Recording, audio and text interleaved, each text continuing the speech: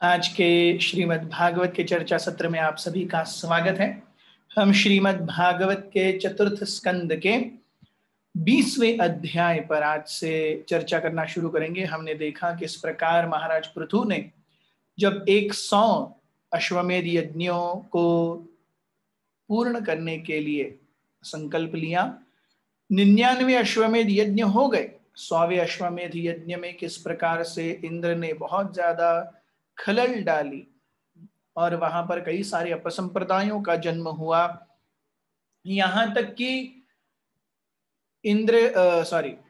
महाराज पृथु के जो प्रमुख अर्चक थे, अत्रि मुनि इत्यादि, उन्होंने कहा कि हम इंद्र को बुलाएंगे और उसके इस पाखंड के लिए उसे जीवन तक क्या कर देंगे, यज्ञ की समिधा, यज्ञ के हवन में समिधा के रूप में डाल देंगे।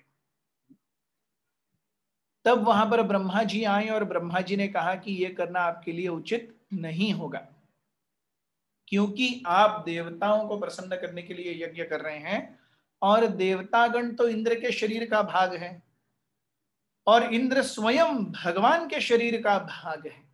तो कृपया आप क्या कर सकते हैं, आप अपने 100 यज्ञ करने की इच्छा को अपने तक ही सीमित रखिए, please don't do it.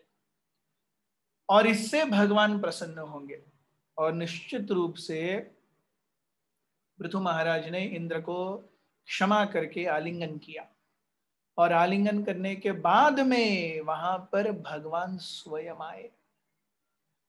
So forgive and forget, even though one is fully right and others are fully wrong, the higher purpose is always dharma.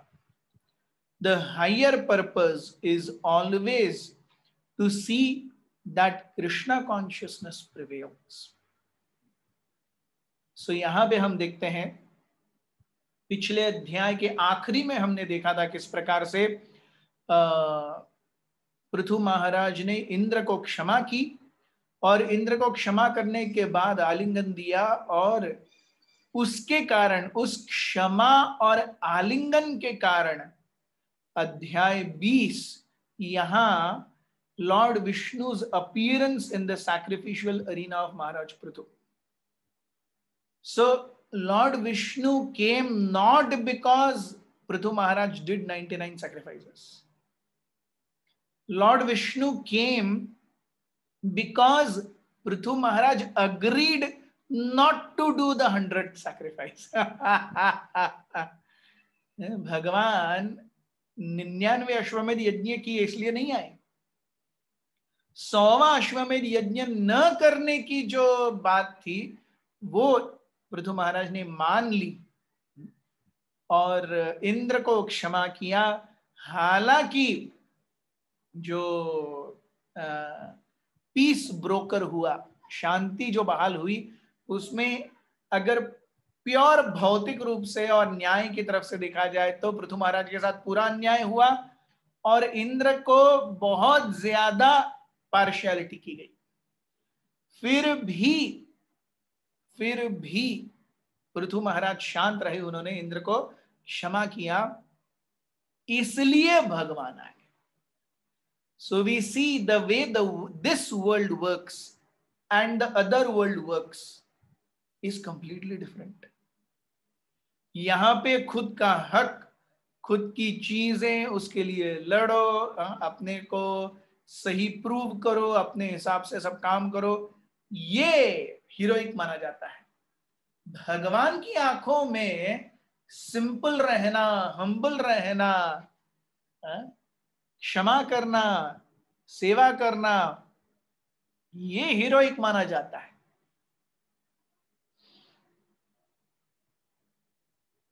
So chapter 20, Lord Vishnu's appearance in the sacrificial arena of Maharaj Prithu. Om Jnanatimirandhasya Jnananjanashalakaya Chakshurunmilitam Yena Tasmai Shri Gurave Namaha. Sri Chaitanya Manobhishtam Sthapitam Yena Bhutale Swayam Rupah Kadamahiyam Dadati Swapadantikam.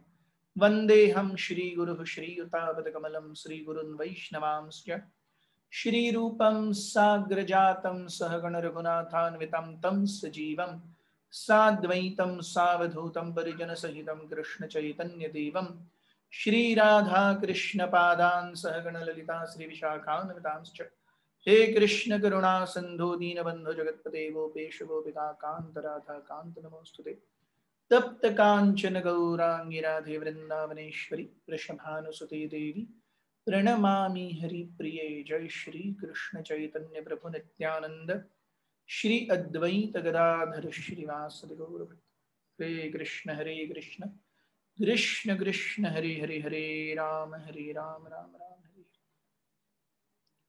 श्लोक क्रमांक 1। मैत्रेय उवाच भगवानपि वैकुंठः साकं मघवतां विभुः यज्ञपतिर्तुष्टो यज्ञभुक्तमभाषत। The great sage Maitreya continued, My dear Vidura, being very much satisfied by the performance of 99 horse sacrifices, the Supreme Personality of Godhead Lord Vishnu appeared on the scene. Accompanying him was King Indra. Lord Vishnu then began to speak. तो भगवान वहां पे आए और उनके साथ में इंद्र है और वो कहने लगे। भगवान कहते हैं, श्लोक क्रमांक 2। श्री भगवान उवाच ईशते कार्षिद् भंगम हयमे दशतस्यः क्षमापयत् आत्मनम् अमुष्य क्षन्तुमर्हसि। Lord Vishnu, the Supreme Personality of Godhead, said, My dear King Prithu, Indra, the King of Heaven, has disturbed your execution of 100 sacrifices. Bhangam hayamedhasah, आपके हयमेध अश्वमेध यज्ञ को भंग किया है उन्होंने। कौन सा? 100वां। क्षमा आपयत आत्मनम, तो वो अभी क्षमा मांगने के लिए आए हैं। क्षंतुम अर्हसि, and you must forgive him. वो क्षमा मांगने के लिए आए हैं और आपने उन्हें क्षमा कर देना चाहिए। क्यों? यहां पे प्रभुपाद जी कहते हैं आत्मानम, यह शब्द बहुत ही महत्वपूर्ण है। So my dear Prithu, you should consider Indra to be as good as yourself and forgive him. तो हम देखते हैं महान वैष्णव हर किसी को अपने समान ट्रीट करते हैं।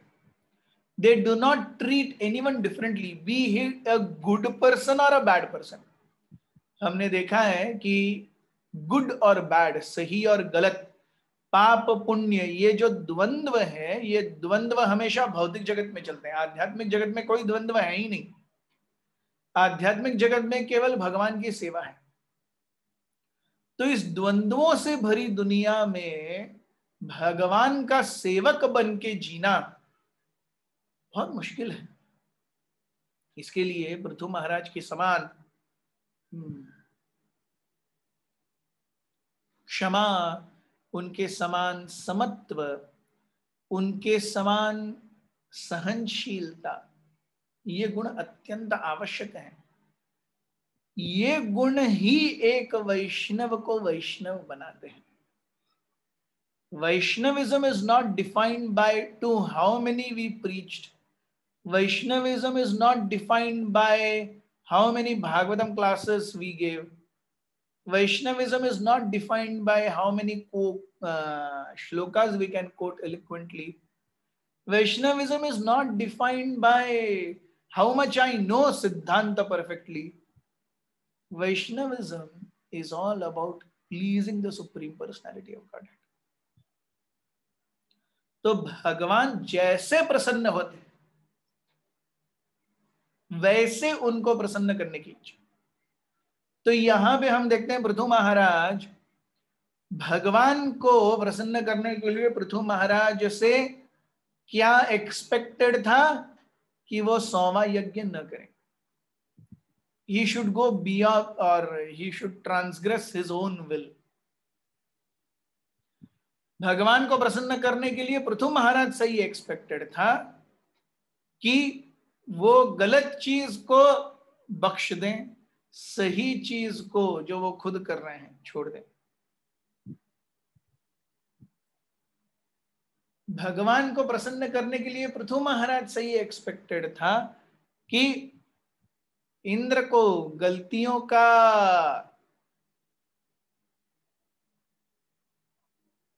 सोर्स जानते हुए भी वो उसे क्षमा कर दें और आलिंगन कर दें। पृथु महाराज ने ये किया। अर्जुन से भगवान को प्रसन्न करने के लिए ये एक्सपेक्टेड था कि वो अपनी कायरता को छोड़ दे, युद्ध करें। अर्जुन से भगवान को प्रसन्न करने के लिए ये एक्सपेक्टेड था कि वो अपने भीष्म पितामह या द्रोणाचार्य इनको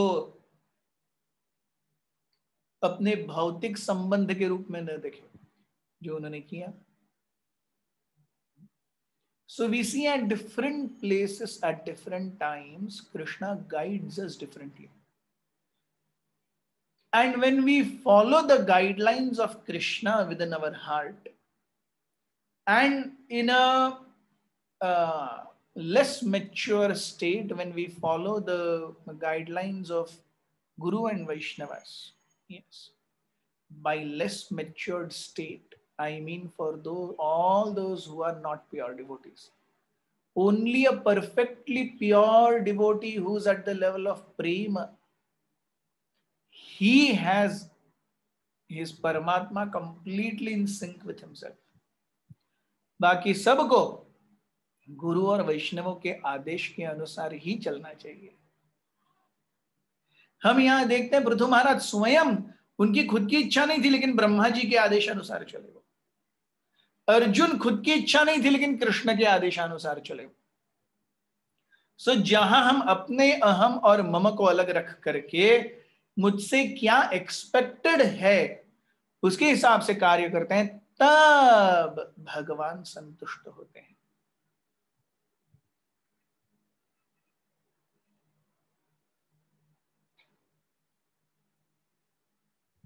श्लोक क्रमांक 3, सुधीय, क्यों आपको उनको क्षमा करना चाहिए?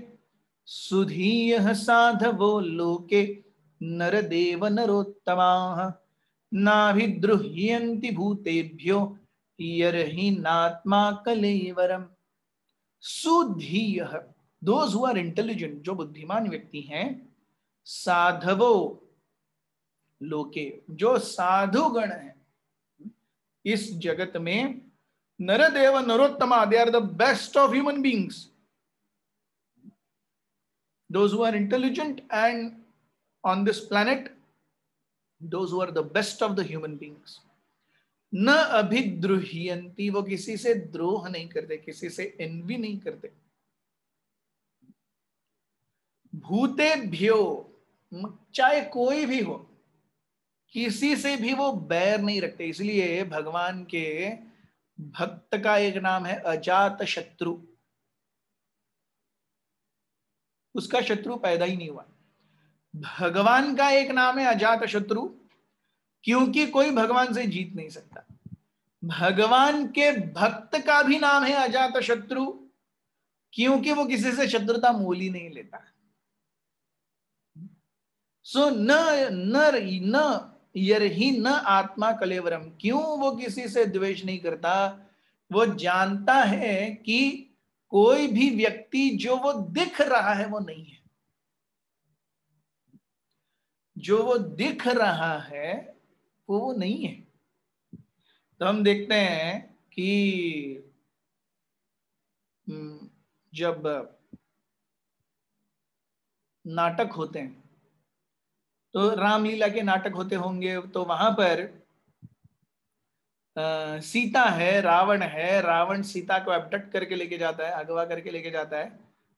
तो बाद में ये खत्म होने के बाद, नाटक खत्म होने के बाद, जिसने सीता का किरदार निभाया, वो जिसने रावण का किरदार निभाया, उसको जाके 2 चाटे नहीं मारती, तूने मुझे कैसे अगवा करके लेके गया? अरे वो नाटक है, वो जो दिख रहा है वो नहीं है। तो रामलीला में जो राम बने और सीता बने, वो रामायण खत्म होने के बाद में दोनों एक ही घर में नहीं जाके रहते पति पत्नी की तरह। ये अपनी पत्नी के पास जाता है, वो अपने पति के पास जाती है। वो जानते हैं कि जो दिख रहा है वो नहीं है। उसी प्रकार से एक भक्त भी जब उसके ऊपर विपरीत परिस्थितियां आती हैं और किसी व्यक्ति विशेष के कारण आती हैं, किसी भूत विशेष के कारण आती है, आदि भौतिक क्लेश, तो वो जानता है कि वो व्यक्ति, वो जो दिख रहा है वो नहीं है। यर्हि न आत्मा कलेवरम, body and soul are different. So actually he is not working, it is my own karma. मेरे कर्म काम कर रहे हैं और मेरे कर्मों के अनुसार मुझे जीवन में सुख और दुखों का भोग आ रहा है। सो सुधी यह साधवो, एक डिवोटी को कैसे रहना चाहिए। अजात शत्रु is a very beautiful example. 4.20.3 सुधी यह साधवो लोके Nardev नरोत्तमाः, those who are intelligent and those who are devotees, ना भी द्रुह्यन्ति, किसी से वो द्वेष नहीं करते, भूतेभ्यो, चाहे कोई भी हो, यर्हि न आत्मा कलेवरम, वो जानते हैं कि शरीर वो नहीं है जो दिख रहा है।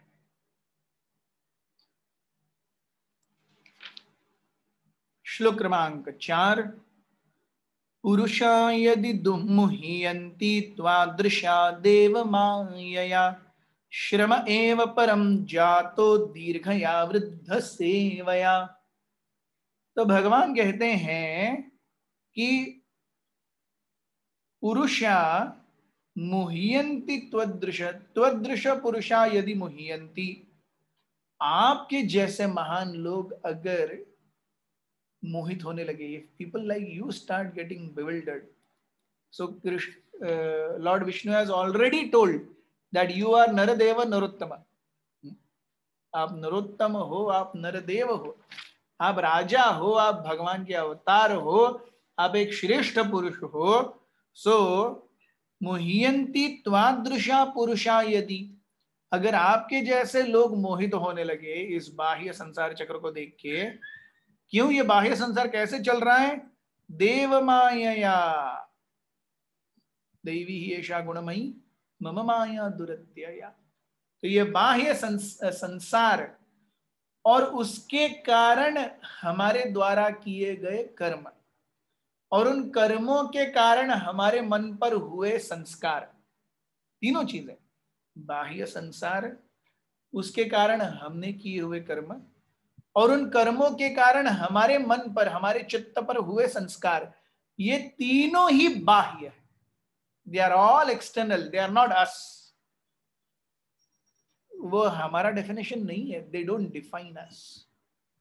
सो पुरुषा यदि मुह्यन्ति त्वादृशा देव मायया, श्रम एव परम जातो, आपने अब तक जो किया है आध्यात्मिक कार्य, वो केवल श्रम एव परम जातो, श्रम जैसा हो जाएगा। It has not resulted in any realisation. Yes, और आपका श्रम कैसा है, दीर्घया वृद्ध सेवया। वृद्ध सेवा here refers to following the footsteps of acharyas. Yes, वृद्ध here does not refer to old people. वृद्ध means those who are higher in realization, superiors.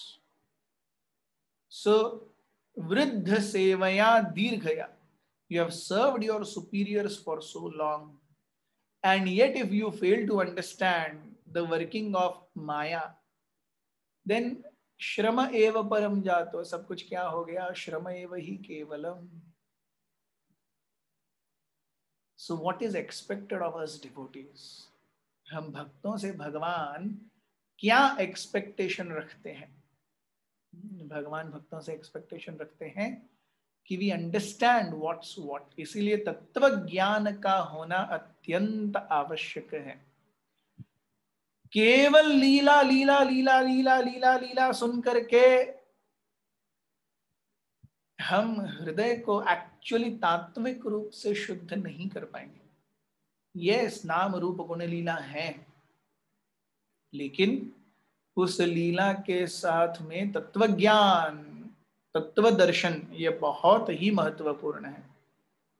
अगर ऐसा न होता तो कृष्णदास कविराज गोस्वामी चैतन्य चरितामृत में यूं न लिखते जो उन्होंने लिखा, सिद्धांत बोलिया चित्ते न करह आलस, इहा लागे इहा हईते कृष्णे लागे सुदृढ़ मानस। तो सिद्धांत बलिया चित्ते न करह आलस, सिद्धांत समझने के लिए और सिद्धांत का प्रतिपादन करने के लिए और अपने जीवन में उपयोग करने के लिए, तीनों। To speak about philosophy, to understand and read philosophy, and to actually imbibe it in action. Na karah alas. Yes. Don't be lazy for these things. क्यों? यहाँ हईते कृष्ण लागे सुदृढ़ मानस, इसी से हम भगवान के श्री चरण कमलों में अपने मन को लगा पाएंगे। So we see Lord expects Prithu Maharaj to forgive and forget Indra. हम देखते हैं भगवान कहते हैं, अतः कायमिमं विद्वान विद्या काम कर्म भी, अविद्या काम कर्म भी आरब्धः इति नैवास्मिन् प्रतिबुद्धोऽनुषञ्जते। Those who are in full knowledge of bodily conception of life, who know that this body is composed of nescience, desires and activities resulting from illusion, do not become addicted to the body. तो जो जानते हैं कि ये जो शरीर दिख रहा है और संसार में जो कुछ चल रहा है ये केवल माया है, इट इज ओनली इल्यूशन। तो इसीलिए इस क्षणभंगुर अस्तित्व से एक भक्त कभी भी पूरी तरह से मोहित नहीं होता। हम देखते हैं भगवान भगवद गीता में हमें बोलते हैं, इनिशियली 2.18 भगवान कहते हैं, अंतवंत इमे देहा नित्यस्योक्ता शरीरिणः अनाशिनो अप्रमेयस्य तस्माद् युद्धस्व भारत।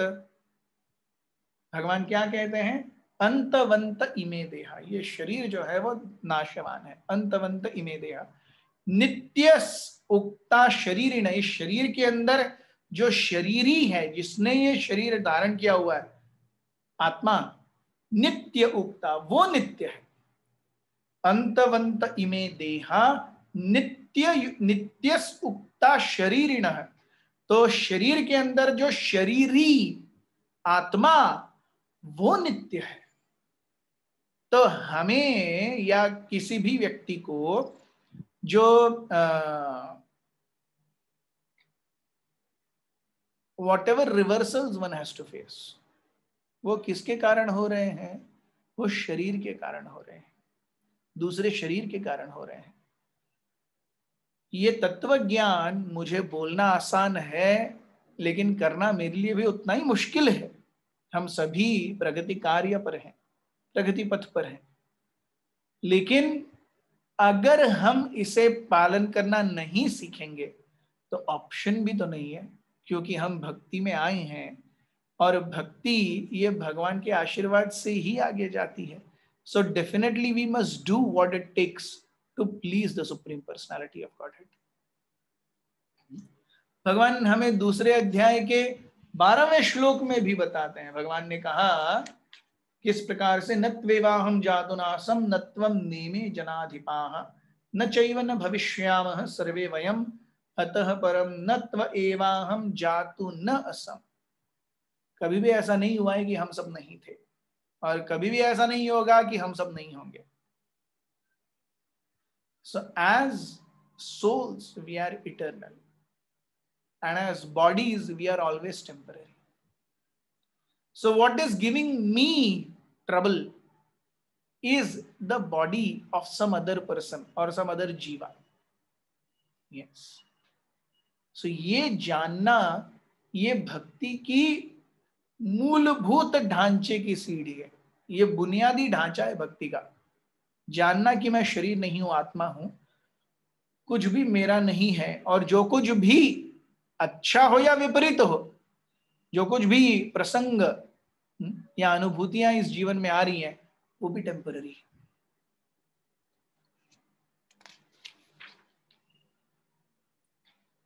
श्लोक क्रमांक 6। असंसक्तः शरीरेऽस्मिन्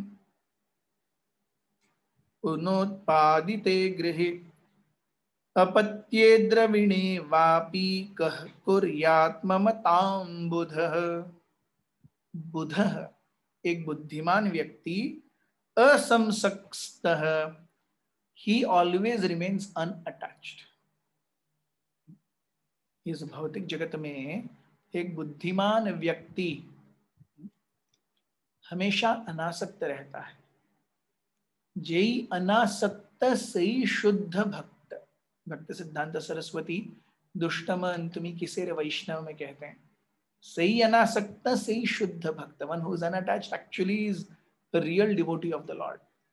सो असंसक्तः शरीरे अस्मिन्, इस शरीर में रहते हुए भी वो असंसक्त है, वो बुध है। न अमनुत्पादिते गृहे अपत्ये द्रविणे क। सो इस नश्वर संसार से निर्मित हमारा घर, हमारी पत्नी, पति, बच्चे, हमारा धन, इनके प्रति एक बुद्धिमान व्यक्ति कैसे आसक्त हो सकता है? अगर कोई व्यक्ति इनके प्रति आसक्त है, निश्चित रूप से वो अबुध है। He is not intelligent because he doesn't understand everything is temporary. So असंसक्तः शरीरे अस्मिन्, इस शरीर में रह करके भी वो असंसक्त रहता है। अमनुत्पादिते, by nescience whatever is created, what is created? गृह अपत्य द्रविणे, वो कह कुर्यात ममताम, वो ममता कैसे दिखाएगा इन सब के प्रति? So he remains unattached. Such beauty, ये कौन कह रहा है? ये स्वयं भगवान कह रहे हैं, ये स्वयं भगवान विष्णु कह रहे हैं। किसे कह रहे हैं? अपने ही एक अवतार को कह रहे हैं। Yes. So this is the highest person. So Lord Vishnu speaking, this is the highest person who could be speaking. And Lord Vishnu himself hearing. So उससे अच्छे तो कोई ऑडियंस नहीं मिल सकती। So ये जो श्लोक है, this is the highest guru और the best quality guru और बेस्ट क्वालिटी डिसाइपल के बीच में संवाद हो रहा है। भगवान के जैसा अच्छा गुरु नहीं हो सकता, और भगवान स्वयं शिष्य बन गए, उससे अच्छा शिष्य और कौन होगा? सो भगवान स्वयं गुरु हैं, भगवान स्वयं शिष्य हैं, उनके बीच में ये जो वार्तालाप हो रहा है, ये गुरु और शिष्य के बीच का सबसे परफेक्ट संवाद है।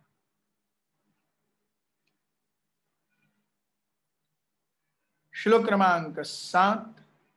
एक शुद्ध स्वयं ज्योतिर निर्गुणो सगुणाश्रयः सर्वगुणावृतम साक्षी निरात्मानात्मनः परः। तो एक बुद्धिमान व्यक्ति जानता है, क्या जानता है? The individual soul is one, pure, non material and self effulgent. He is the reservoir of all good qualities and he is all pervading. He is without material covering and he is the witness to all activities.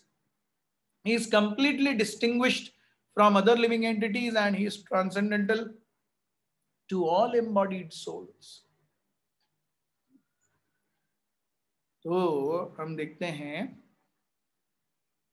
कि भगवान कहते हैं कि जीव ये किसी भी भौतिक अस्तित्व से परे है। भौतिक चेतना और भौतिक गुणों और भौतिक प्रधान या भौतिक तत्वों से हम जीवात्मा के बारे में कुछ समझ नहीं सकते, क्योंकि वो इस भौतिक अस्तित्व से पूरी तरह परम है। And whatever you can see here is completely temporary and only a play of Maya. तो आप जो हो माया से अतीत हो, और जो कुछ भी आपको यहां दिख रहा है सब कुछ माया है। इसीलिए जो कुछ भी यहां हो रहा है, कृपया उससे बहुत ज्यादा प्रभावित न हो। The individual soul is one, pure, non-material and self-effulgent. ये आत्मा के लक्षण है। आत्मा शुद्ध है, आत्मा स्वयं प्रकाशमान है, भौतिक पदार्थों से परे है। He is the reservoir of all good qualities and he is all pervading. So आत्मा और परमात्मा दोनों भी गुणात्मक रूप से एक है। परमात्मा भी सारे अच्छे गुणों का स्रोत है और सर्वव्यापी है। He is without material covering and he is the witness of all activities. किसी भौतिक तत्व या गुण से परे हैं। इसीलिए हम भी गुणात्मक रूप से भगवान के साथ एक होने के कारण हम भी किसी भी भौतिक एक्चुअली किसी भी भौतिक टच से हम परे हैं, स्पर्श से हम परे हैं। हम मतलब आत्मा। सो इसीलिए आपको उस भगवान जिसकी हम यहाँ परिभाषा दे रहे हैं उसको प्राप्त करने का प्रयास करना चाहिए। इस भौतिक जगत के क्षणभंगुर सुख और दुखों के, मान अपमान के, क्या मेरे हिसाब से हुआ क्या नहीं हुआ, किसने मेरे साथ क्या किया, इन सब के पीछे रहेंगे तो जिंदगी ऐसे ही चली जाएगी। सी, Lord Vishnu is so beautifully telling these things. So it is so very perfect, कितना प्रखर रूप से और स्पष्ट रूप से बताया जा रहा है कि आप जो चाहेंगे जीवन में वो नहीं होगा। हो भी सकता है, हो गया तो बोनस, नहीं होना ये मान के चलो। जिंदगी में विपरीत परिस्थितियां आएंगी ही आएंगी, और इन विपरीत परिस्थितियों में हम किस प्रकार से अपनी चेतना को आगे बढ़ाते हैं और हमारी चेतना हमें कैसे अपने साथ आगे लेके जाती है, ये परीक्षा की घड़ियां हैं। इस श्रृंखला बहुत सुंदर श्लोक आने वाले हैं, हमारे साथ बने रहिए। बहुत बहुत धन्यवाद। ग्रंथराज श्रीमद् भागवतम की जय, उपस्थित वैष्णव वृंद की जय, श्रील प्रभुपाद की जय, निताय गौर प्रेमानंदे, हरि हरि बोल।